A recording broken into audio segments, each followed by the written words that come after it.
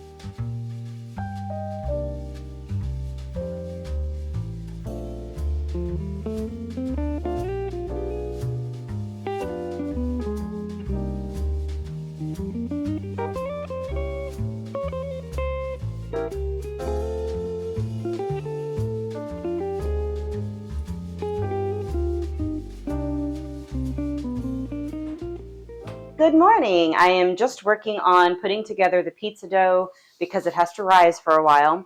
And so I wanted to get it together kind of early so that at lunch I'd be able to get it all shaped and the toppings on and everything and start baking it. I will say I probably won't link this recipe below unless it really does shock me and turn out great. But I wanted to find a vegan pizza dough recipe to make sure it wasn't using any eggs or milk or anything like that. But this recipe did not account for whole wheat flour, and it used way more water. Like I would say I probably used 3 times as much water as the recipe actually called for just to get a dough to form, and I'm still not super confident with the texture of the dough. So I should have been looking specifically for a whole wheat pizza crust recipe. So we'll see how this turns out, but I don't have a lot of confidence in it, I'll be honest. So right now I'm just going to set it aside, let it rise. I have my cashews soaking so I can make a cashew cheese. And then on my lunch break, we will work on finishing off the pizza.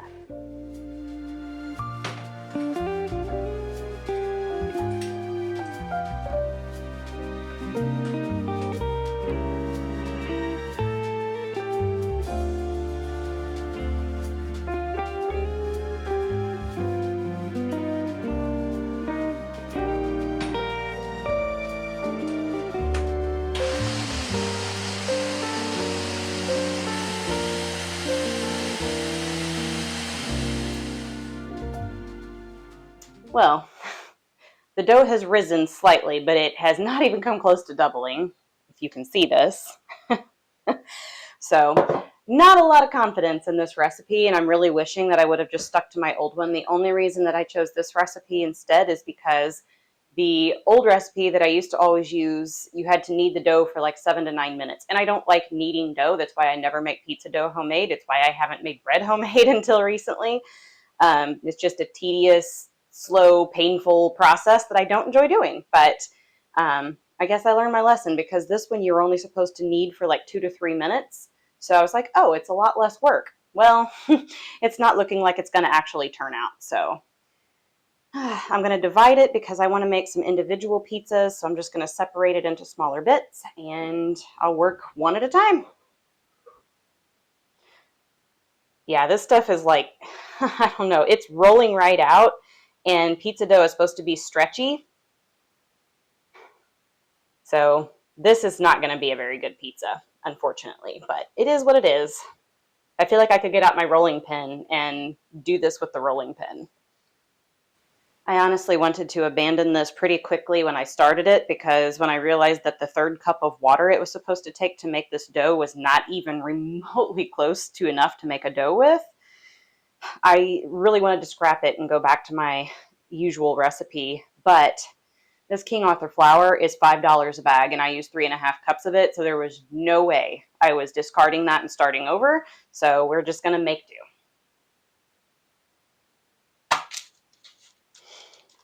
Okay, I do like to pre-bake my pizza crust for just a few minutes before I put toppings on it, so it's not doughy in the middle. So I am going to do that as soon as this oven is preheated, and I'm going to pop those in for about probably 5 minutes, and then pull it out, put all the toppings on, and then pop it back in for another like 5 to 8. So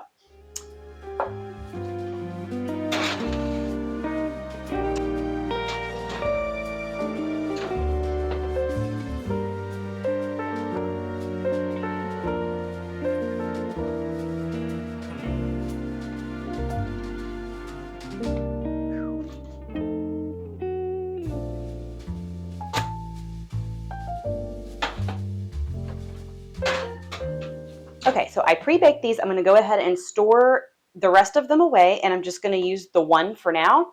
That way, each time I want to make a pizza, I just pull out the crust and put on the toppings. And I think I'm going to do this in the air fryer rather than the oven. That way, it is easier and quicker whenever I want to make one, and I don't have to turn the oven on when it's an 80-degree day like today. So I'm going to put my toppings on this one. We're going to get it in the air fryer, and we will see how this turns out.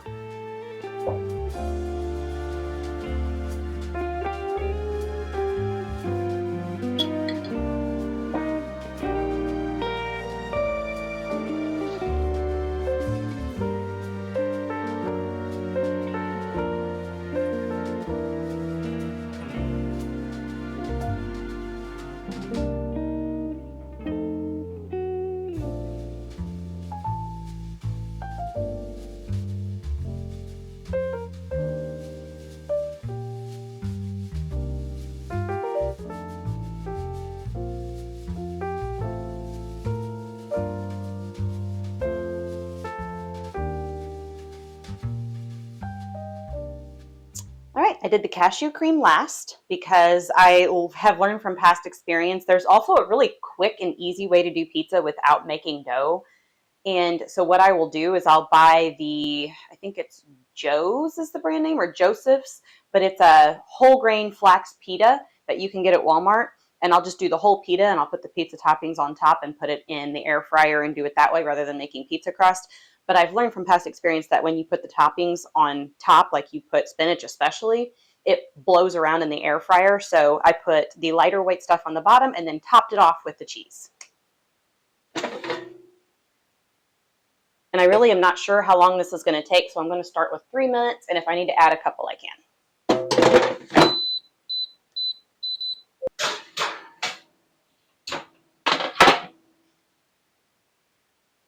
All right, they're all baked. My pizza's in the air fryer. I have to get back to work now, so I will catch up with you guys. Well, honestly, I'll catch up with you here in just a few minutes because I do want to show you the finished product, so stay tuned. All right.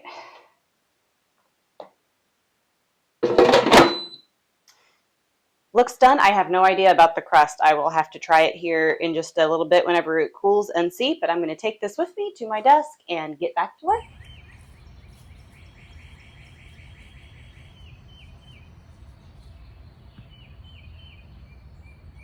Good morning. So let's talk about the weather because this is crazy. It is mid-April and we're having highs in the mid-80s. Today's actually going to be 88 and it's 6 a.m. or about 6:15 now, and I'm out here dressed like this. It's in the 60s and high humidity, and this is the kind of weather that we normally have late June. My birthday's at the end of June and I take that week off every year and just spend it at home doing whatever I want to do without the obligation of work.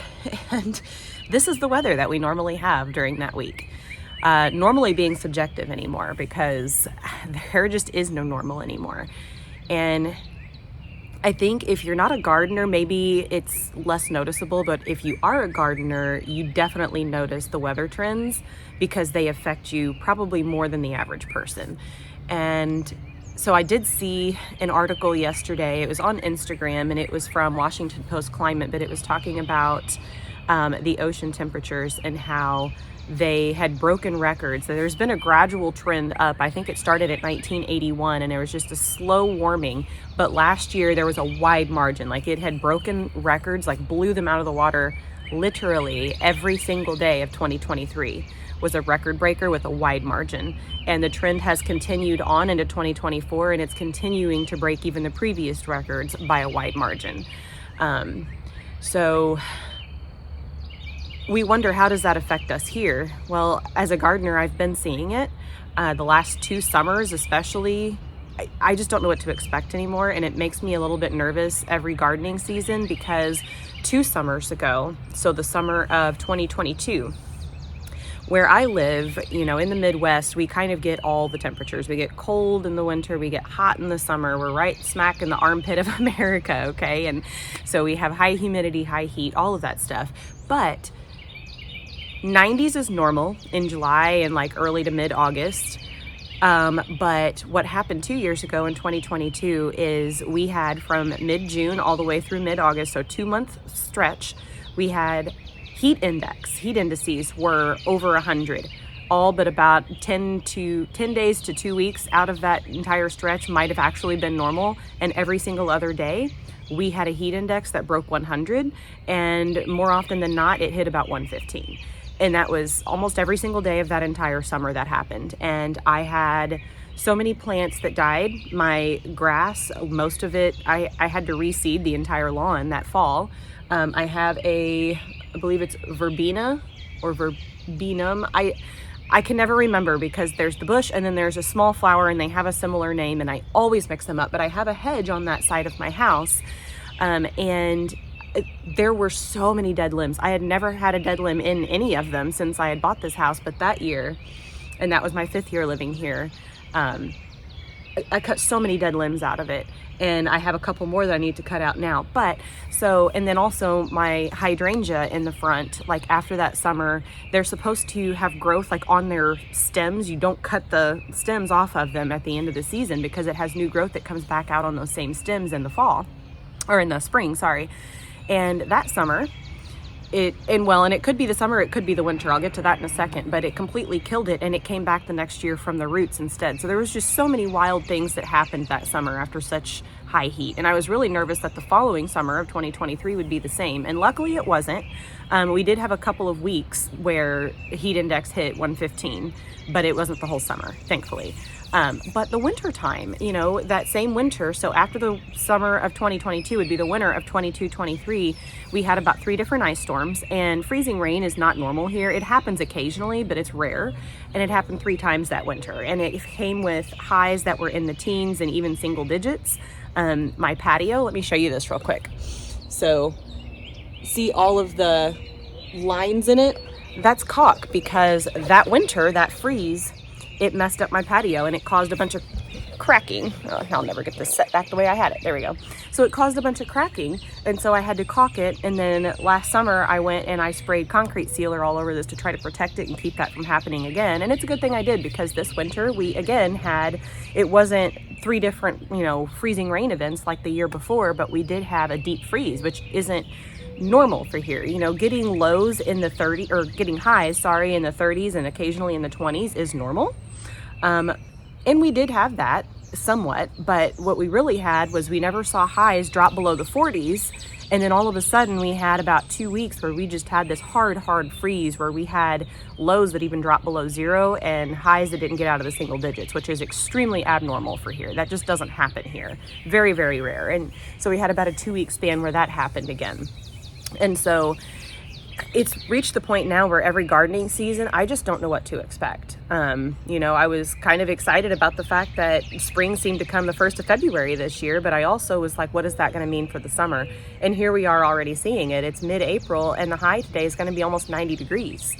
And then we're going to have a storm front come through on Thursday, and then it's going to be in the 60s over the weekend, like upper 60s, which actually is pretty normal for right now. It should be around 70 degrees, low 70s. And then it's going to, the following week, warm back up into the 70s. So for the week after, so next week, we'll actually have normal temperatures, but I just don't know how long it's going to last. It's just wild. I don't know what to expect from year to year anymore with gardening. I don't know the long-term effects if the trends continue where it warms a little more every year. I mean, at what point is it going to become unsustainable to even be able to garden, which is a pretty scary thought, because if you think about it, if we can't grow a garden, what does that mean for all of the crops that are being mass produced, and what does that mean for the ability to grow food and feed people?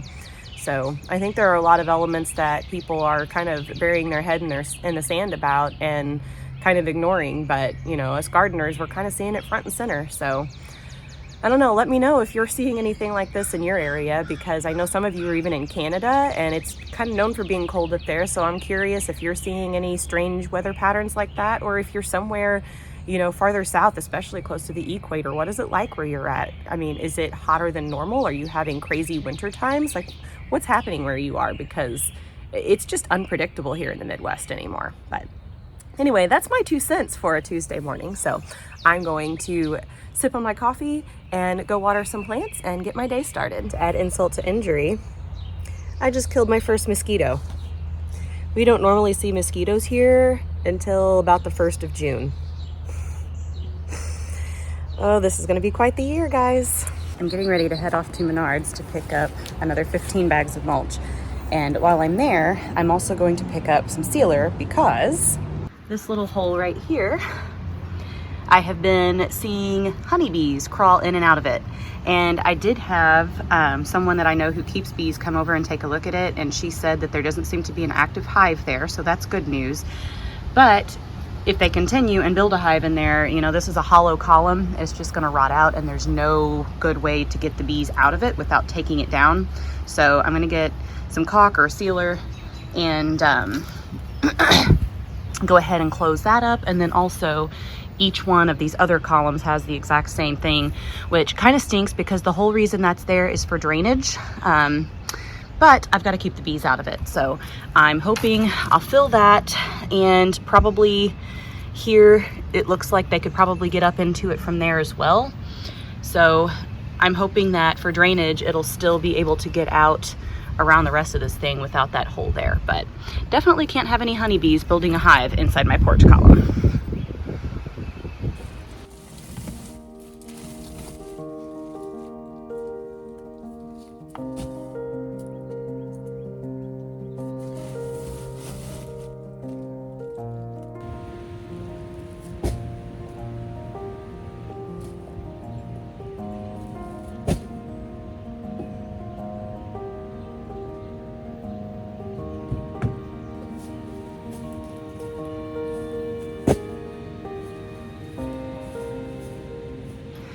I forgot to show you this morning, but I'll have to be careful watering this one because we have a robin's nest. I just hung this up a few days ago, so it wasted no time. And here we go with the wind again. There's gonna be storms blowing in later this evening. It was nice and still until lunchtime. Gonna have to fix this and close the umbrella back up. That's something else that's been crazy about the weather lately, is the number of windy days that we've had like this. Like, it's almost every single day. It is wild. All right, let's do the meal planning for this week. So I already have this all made up for you, and I'm going to put it on the screen here. That way you can see what the plan is while I'm going over it. So I found a cabbage salad on the Forks Over Knives website.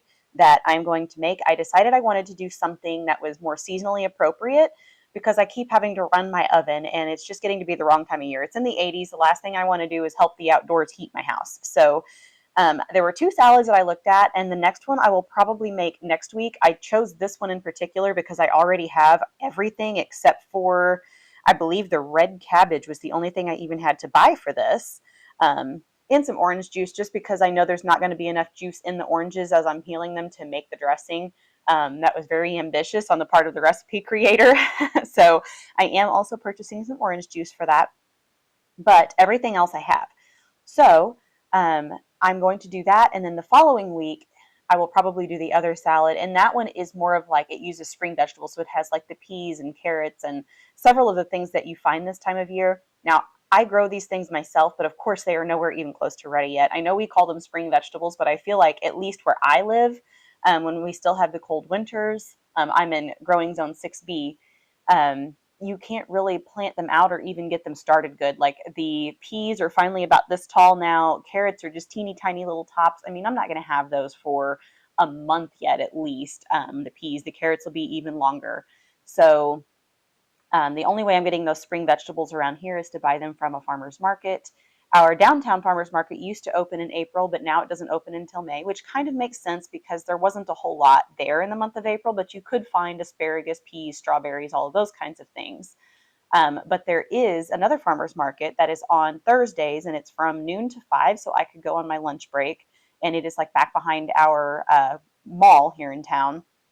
So I may potentially do that because it is supposed to have started in April, so it should be going on this month. And so then I should be able to find, because I believe there was asparagus in that salad as well. So next week I will probably do that and then go to the farmer's market and purchase the items that I need tomorrow on my lunch break. So anyway, without further ado, I'm just going to go over. So it uses two different kinds of cabbage. It uses mandarin oranges and then an orange juice to make the dressing with, and then tahini pairs with that in the dressing, and I love a good tahini dressing.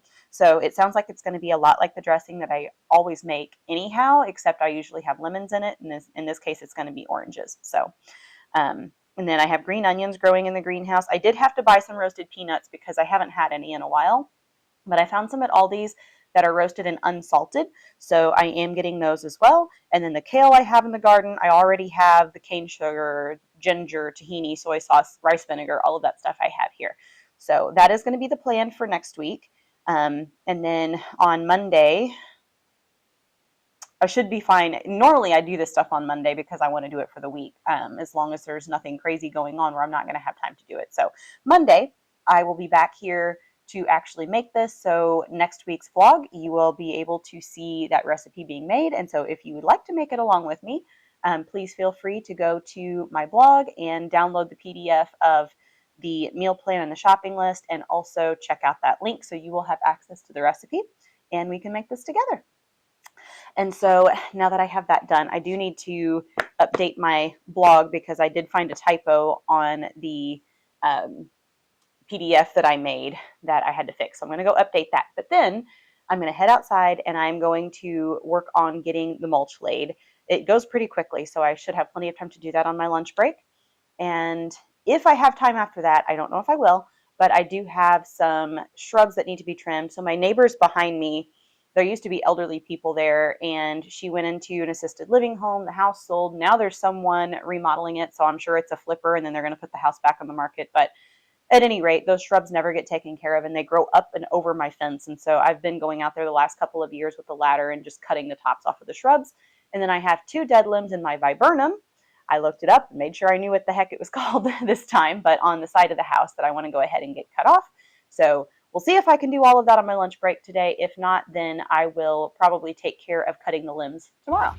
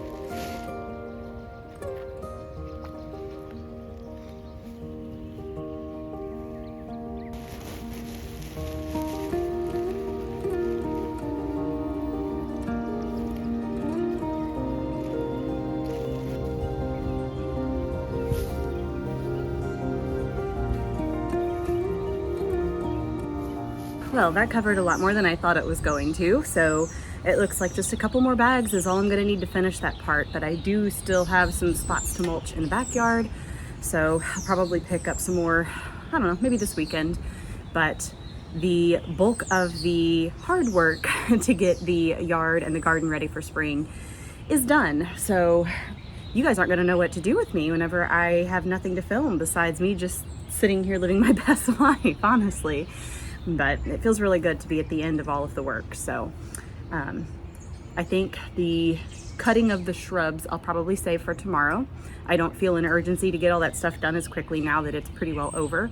So I don't know if I'll even film anything else the rest of the day. I think I'm just going to get back to work and then enjoy my evening relaxing, probably out here with a book. So I will see you guys back here tomorrow. Hi, sorry about the neighbor's mower racket in the background, but I just remembered something that I forgot to mention while I was doing the meal plan. I am also going to pick up some stuff to make sushi next week for kind of in between the salad, so I don't have to eat it for every single meal.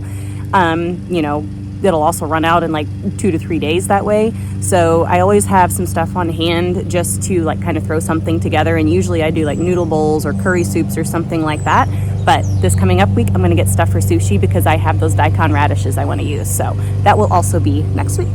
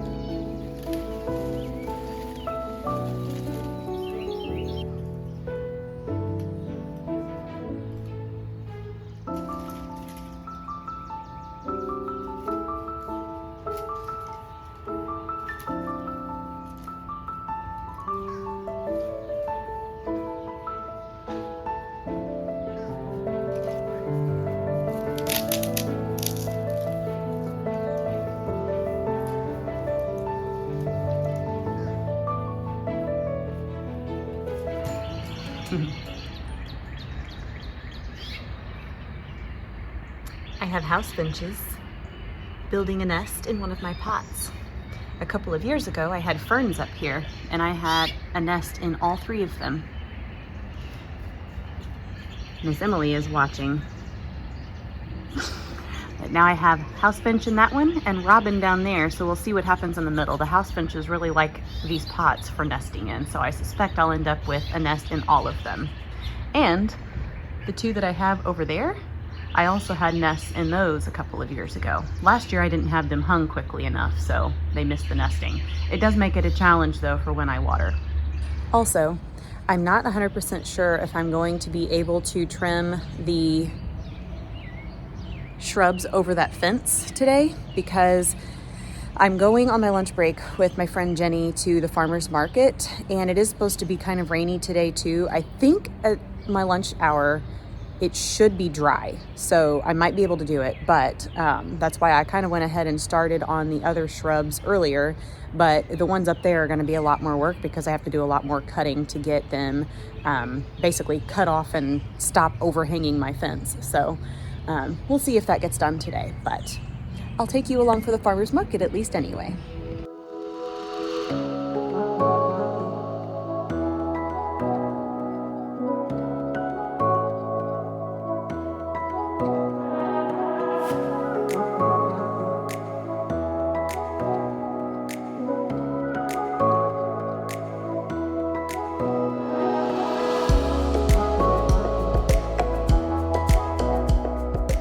No strawberries, no peas, but I did find the asparagus, so I got 1 out of 3. And then some fresh squeezed strawberry lemonade. So I guess I kind of got strawberries, just not in the way that I planned to. But headed back home to take care of cutting those limbs, and Jenny is probably going to swing by and grab, I have 2 extra tomato plants I'm going to give her. So, and that'll probably be it for today.